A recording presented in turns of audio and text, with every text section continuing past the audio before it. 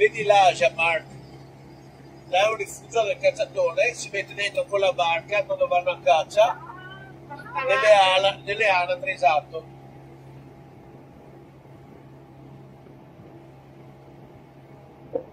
Hanno lo sport di Hemingway.